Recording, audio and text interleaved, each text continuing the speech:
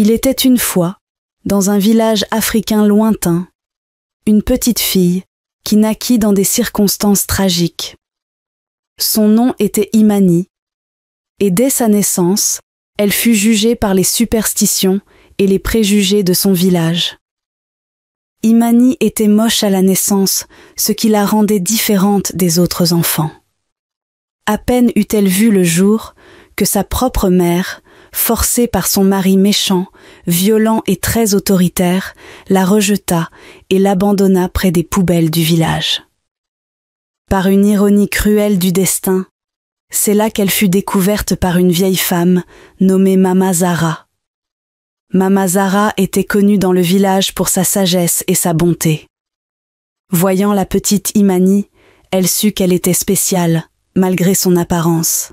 Elle la prit sous son aile et l'éleva comme sa propre fille, malgré les murmures et les regards désapprobateurs des autres villageois. Imani grandit dans une misère extrême, Mama Zahra étant une très pauvre femme, mais elle était entourée de son amour et de sa gentillesse sans précédent. Malgré cela, elle ressentait toujours le poids du rejet et de l'abandon. Imani se réveillait chaque matin avec un poids sur le cœur, un fardeau qu'elle portait depuis aussi longtemps qu'elle se souvenait. Elle n'avait pas la chance d'être née avec la beauté qui faisait battre les cœurs ou tourner les têtes. Son visage était marqué par des traits irréguliers. Elle était laide, disaient les habitants de son village, et cette laideur était devenue sa malédiction. Les journées d'Imani étaient remplies de solitude et d'isolement. Dès qu'elle sortait de chez elle, elle sentait les regards méprisants et les murmures malveillants qui la suivaient comme une ombre. Les autres enfants se moquaient d'elle, l'appelant des noms cruels et inventant des histoires sur son compte. Elle avait appris à baisser les yeux et à garder ses larmes pour elle. Mais chaque insulte creusait un peu plus le fossé entre elle et les autres. Elle ne pouvait pas s'amuser avec les autres enfants. Les rares fois où elle osait essayer de se lier d'amitié avec d'autres enfants, elle était rejetée sans ménagement. Personne ne voulait être associé à la fille laide, craignant que son infamie ne déteigne sur eux. Elle était condamnée à une existence solitaire, à errer dans les rues du village, comme un spectre oublié. Les années passèrent, mais la situation d'Imani ne s'améliora pas. Les garçons ne lui adressaient pas la parole, préférant tourner leur attention vers les jeunes filles plus jolies et plus désirables. Les filles, de leur côté, continuaient de la fuir comme la peste, craignant peut-être que son malheur ne soit contagieux. Imani trouva refuge dans les livres, se plongeant dans des mondes imaginaires où elle pouvait être autre chose qu'une paria rejetée. Elle rêvait de voyages lointains et d'aventures extraordinaires, de rencontres avec des êtres magiques qui ne jugeraient pas son apparence. Mais même là, dans ses rêveries les plus profondes, elle ne pouvait échapper à la réalité cruelle qui l'entourait. Mais même les plus fortes des âmes peuvent flancher sous le poids constant du rejet et de la solitude.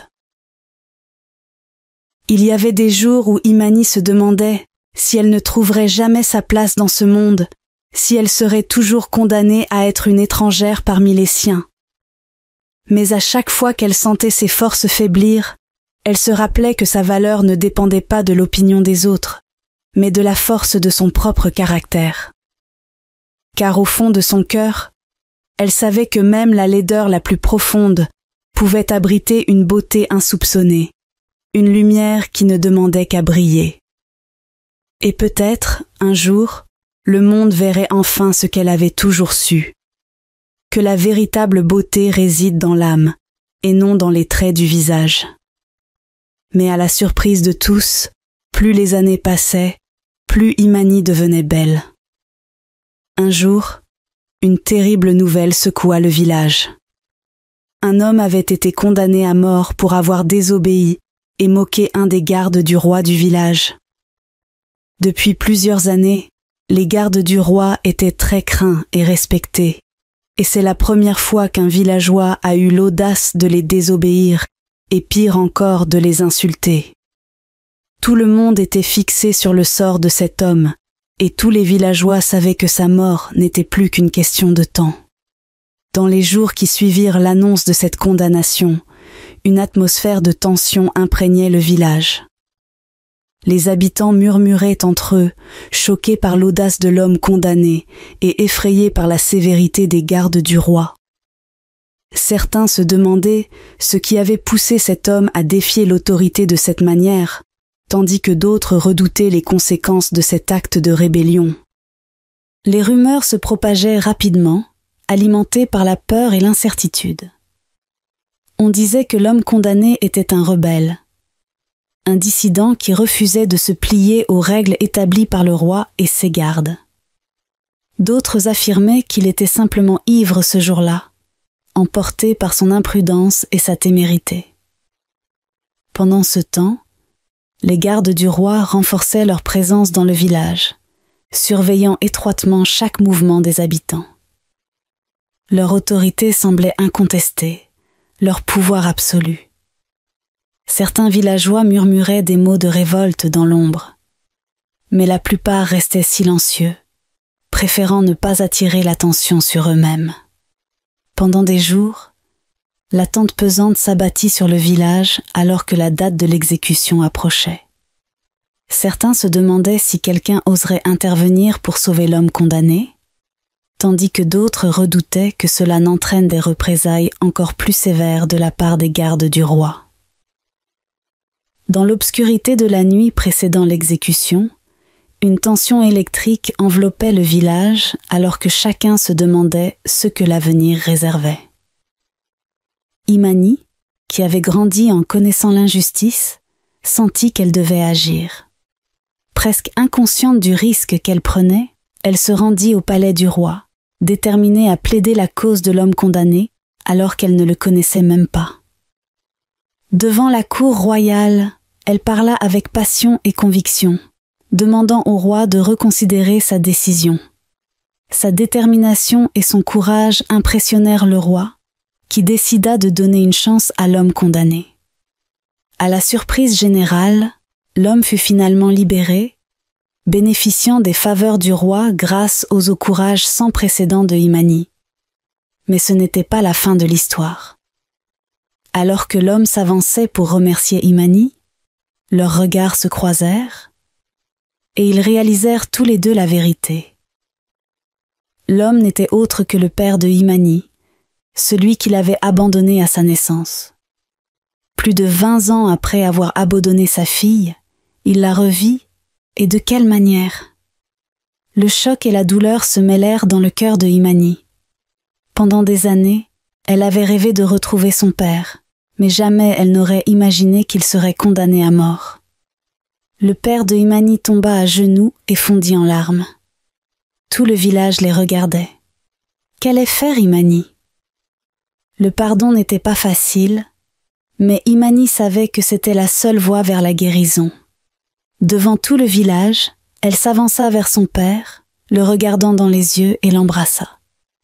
Les larmes coulaient sur leurs joues, laissant derrière eux des années de douleur et de ressentiment. Mais ce n'était pas la seule surprise que la destinée réservait à Imani. Le prince du village, nommé Adam, qui avait toujours été captivé par la singularité d'Imani, et qui, contrairement à la plupart des habitants du village, ne voyait pas en elle une laideur, mais plutôt une beauté mystérieuse et envoûtante, profita de l'occasion pour attirer l'attention d'Imani. Il commença par des gestes simples, des salutations chaleureuses et des sourires sincères chaque fois qu'il croisait Imani dans le village. Petit à petit, il gagna sa confiance, lui montrant qu'il était différent des autres, qu'il voyait en elle ce que personne d'autre ne semblait voir. Imani, méfiante au début, finit par se laisser attendrir par la gentillesse et l'attention d'Adam. Elle avait du mal à croire que quelqu'un puisse réellement s'intéresser à elle, mais chaque geste du prince lui prouvait le contraire.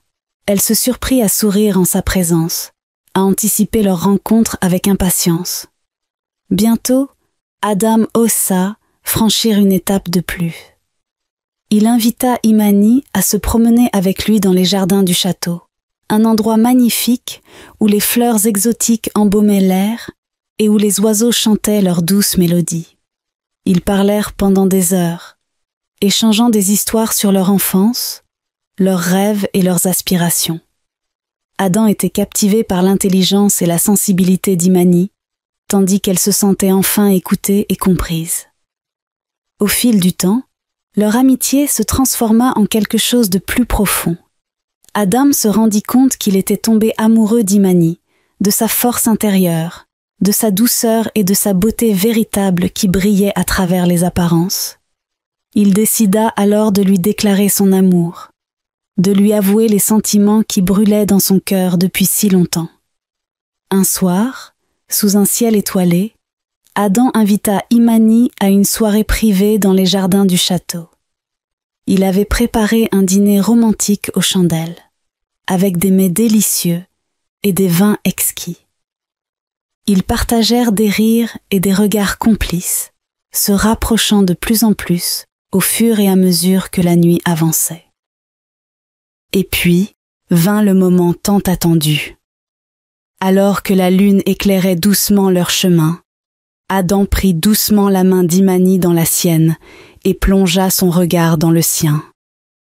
Il lui exprima alors les sentiments qui bouillonnaient dans son cœur depuis si longtemps, lui avouant qu'elle était la plus belle personne qu'il ait jamais rencontrée, que son âme brillait d'une lumière qui avait enflammé la sienne. Imani resta sans voix, submergée par l'émotion de l'instant. Elle avait du mal à croire que quelqu'un puisse l'aimer de cette manière, avec tant de sincérité et de passion. Mais en regardant Adam, elle vit la vérité dans ses yeux, la tendresse et l'amour qui brûlaient comme des étoiles dans la nuit. Sans un mot, elle se jeta dans ses bras, laissant éclater les sentiments qui avaient longtemps été retenus. Leurs lèvres se rencontrèrent dans un doux baiser, scellant leur amour naissant sous le regard bienveillant de la lune et des étoiles. Et dans cet instant magique, Imani comprit que peu importe ce que le monde pensait d'elle, elle avait trouvé en Adam un véritable amour, celui qui transcende les apparences et les préjugés.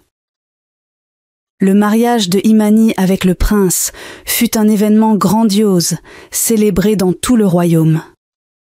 Les villageois étaient stupéfaits de voir la petite fille abandonnée près des poubelles devenir la princesse du village. Mais pour Imani, ce n'était pas le titre qui importait, mais l'amour sincère et le respect de son mari et de son peuple. Et ainsi, Imani continua de régner avec sagesse et compassion aux côtés de son époux, de son père et de maman Zara, aidant ceux qui étaient dans le besoin et défendant les opprimés. Son histoire devint une légende dans tout le royaume, rappelant à tous que la beauté véritable réside dans le cœur et que le pardon peut guérir même les blessures les plus profondes. Et dans le cœur de Imani, elle savait qu'elle avait trouvé sa véritable famille et son véritable foyer, parmi les gens qui l'avaient acceptée et aimée pour ce qu'elle était vraiment.